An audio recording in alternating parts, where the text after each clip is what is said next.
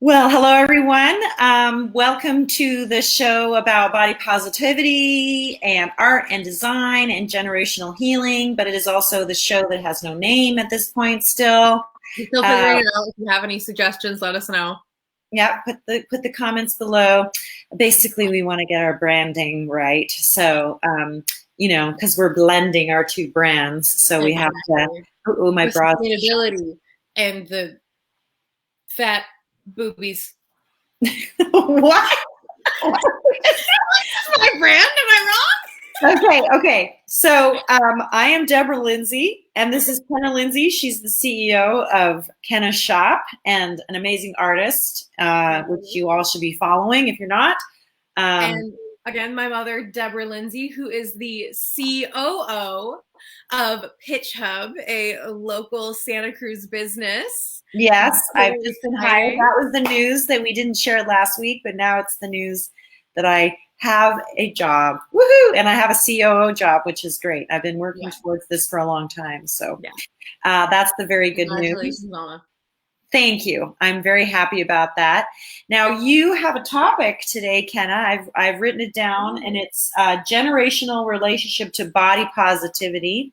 Yeah. This was something that you had brought forward as what we were going to talk about today, and Yeah. so I'm going to let you begin the conversation.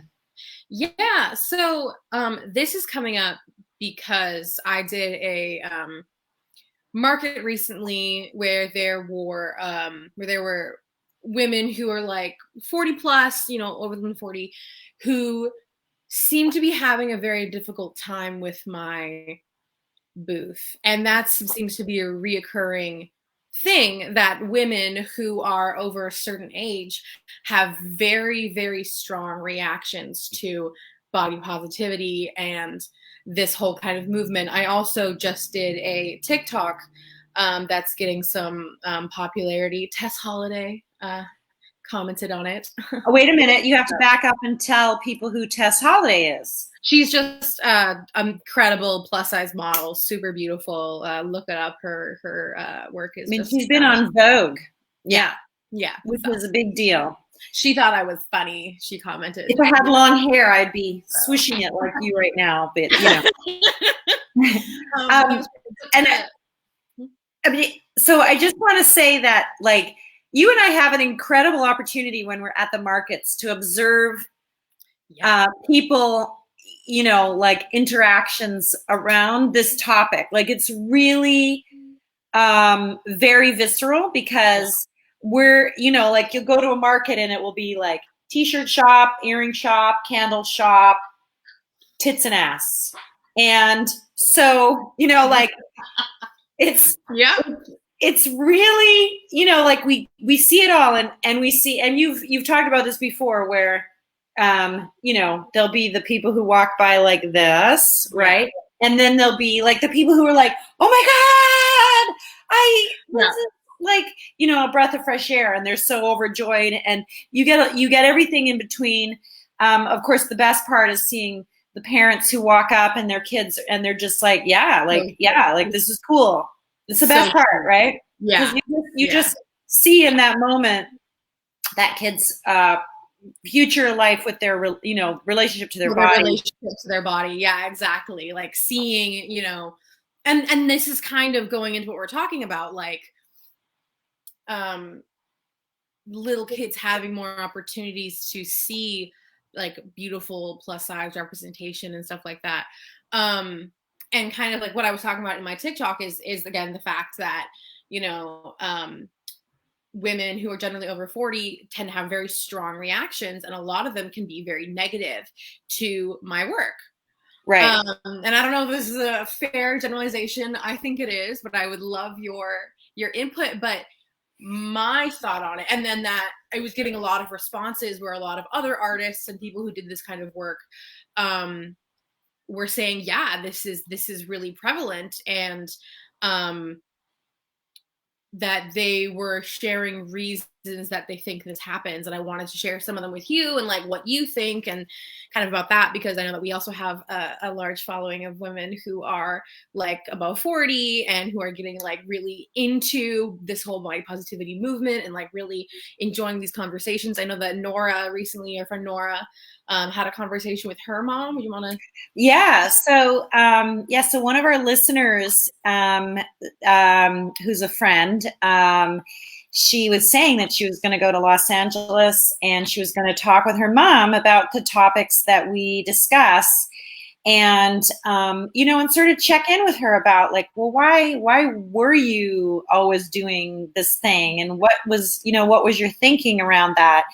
And I was just so delighted to hear that element. Like I want to encourage our listeners to go back to influential people in their lives. I'm actually at my mom's house right now, and Kenna and we had a funny conversation yesterday, a little side angle. I called her and I was like, "You're not going to believe how much my mom is driving me crazy. She's telling me all the things that I need to do." And oh, that's terrible. And then like 2 seconds later, I was like, "So Kenna, have you done this, that, and the other thing?" And she's like, "Yeah, Mom, like, like, oh, it's so hard for you. I'm so sorry you're experiencing this." Yeah. So anyway. Yeah. So the Oh, wait. I just want to say, so it begins to change the world when you can go back to your past, or to people who have been in your lives and have these conversations.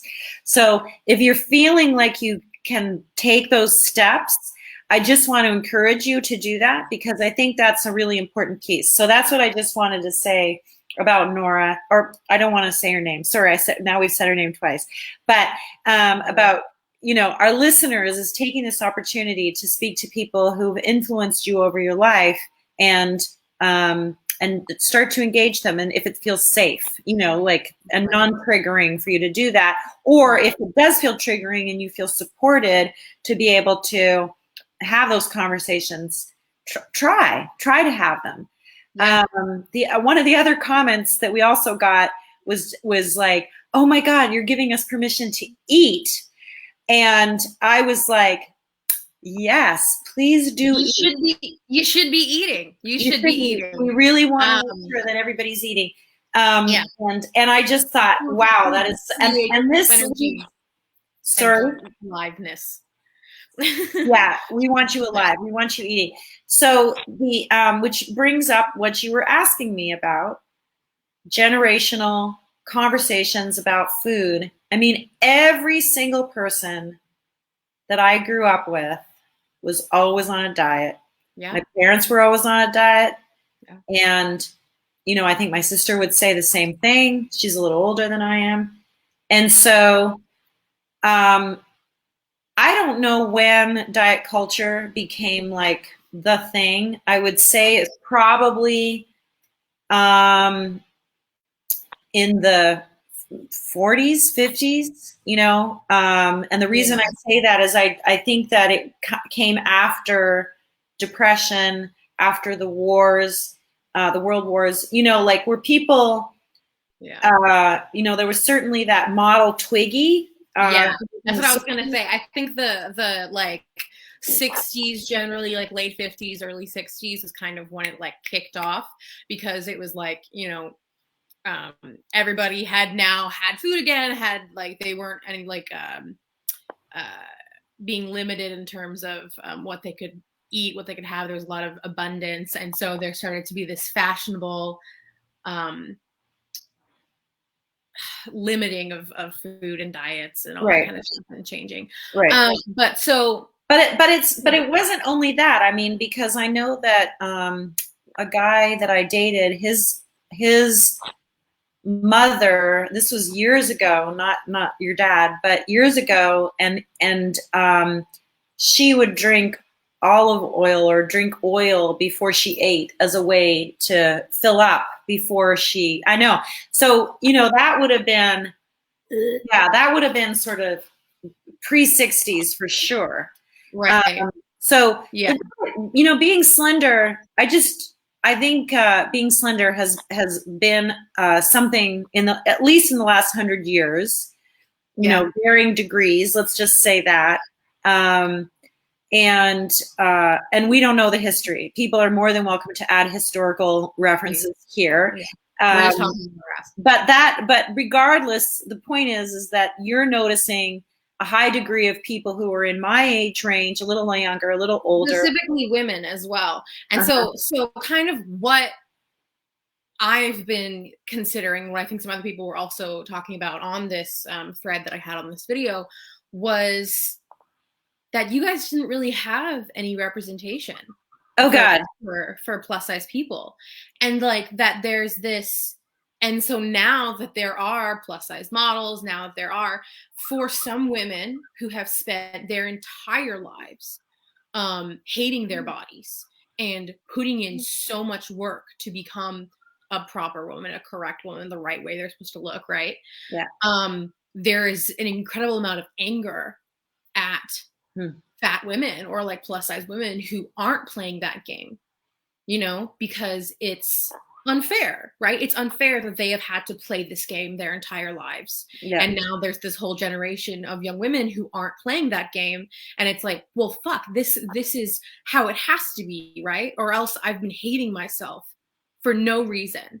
Right. For my entire life. And so I think that could be something that, I don't know if you have any thoughts about, but it's something that I think I see whenever I see these women walking by and they're, so incredibly disgusted and frustrated and not liking my art, is like, you never had the opportunities that I had, that the Zoomers had now, to have representation and have the ability to be a plus size person that can,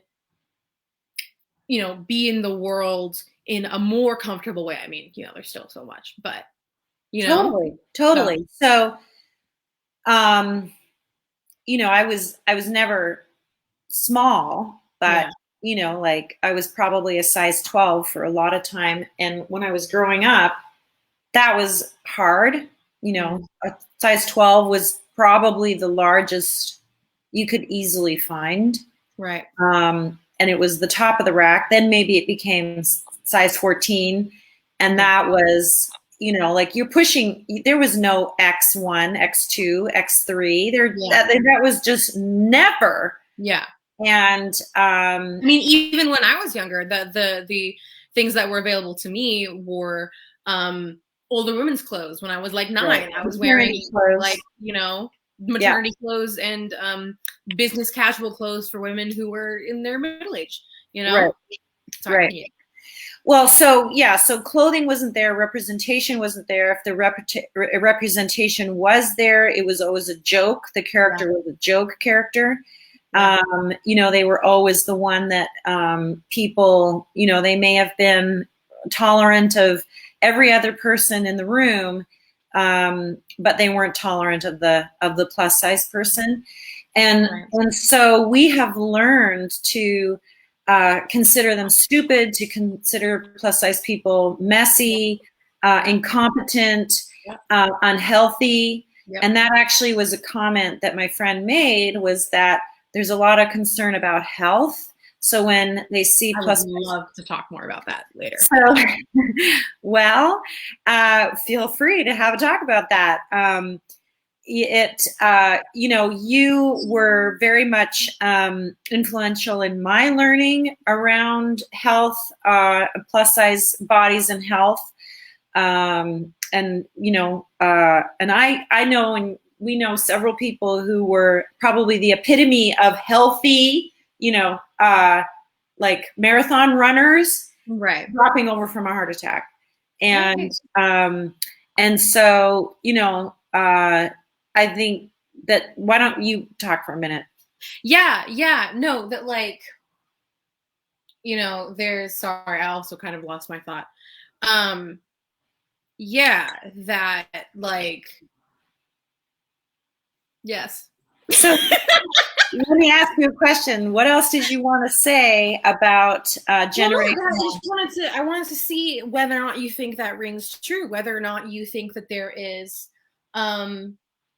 validity in the statement that I made about there being an anger. Cause like because the resource that I had that made me feel more comfortable in my body and all that, on top of being, you know, I was in an outpatient program for my eating disorder and all that, years of therapy, was also the internet. It was Tumblr, and it was, you know, seeing women like Tess Holiday, seeing women like friggin' Gabby Fresh, and like different people on the internet who were like chubby ladies wearing shorts and wearing whatever they wanted and being fashionable and being whatever.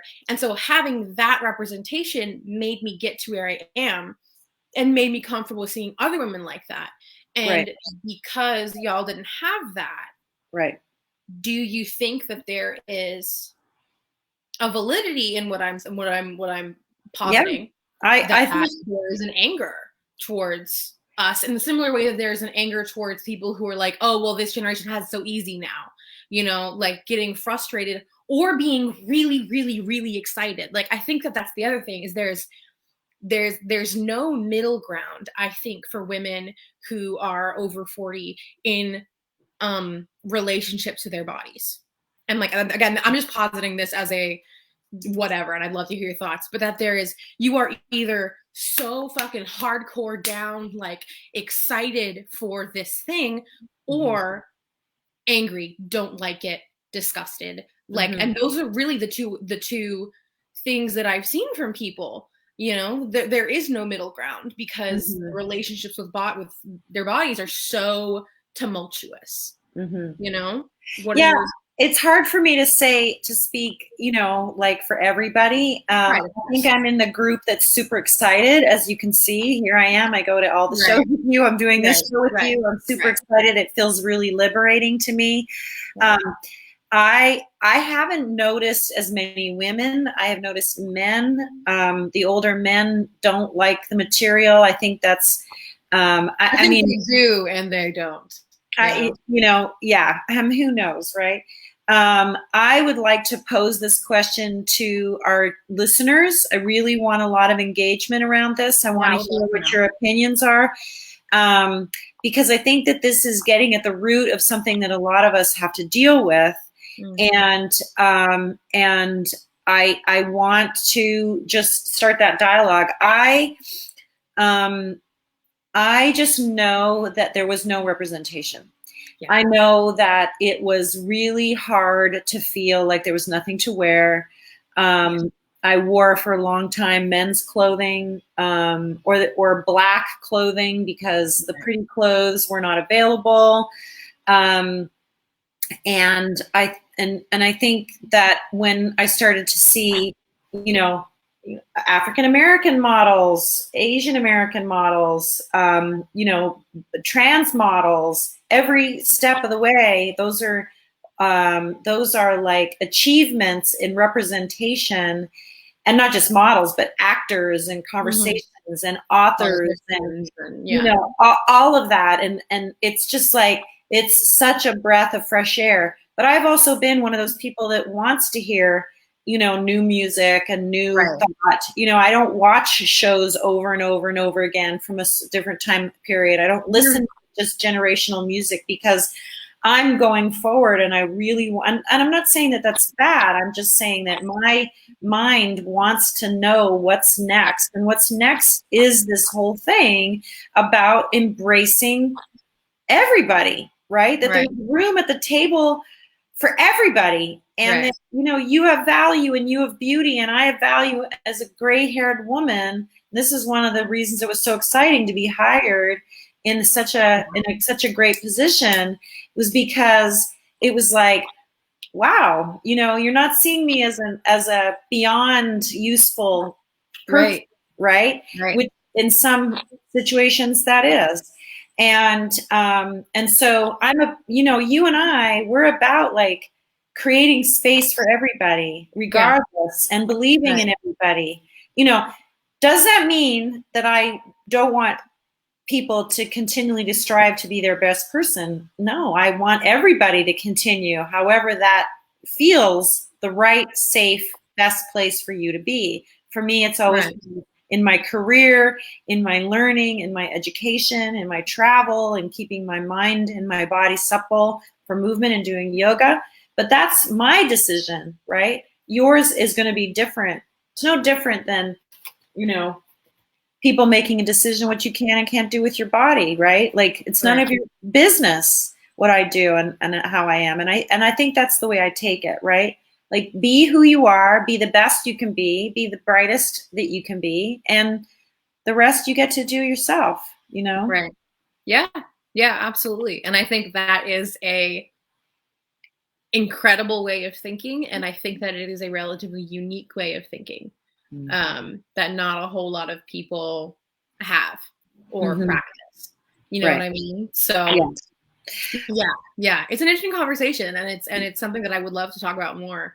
Okay. We're running up on 20 minutes here, so yeah. So let's bring it to an end. And I just want to encourage everybody to please make sure that you're commenting. We want to hear your stories about. Yeah, I would really love to hear from some women who are like above 40 who maybe don't feel comfortable with body positivity, or feel really excited about it, or like have had certain experiences. Like I would really love to hear your stories, because I know that my experience is so different.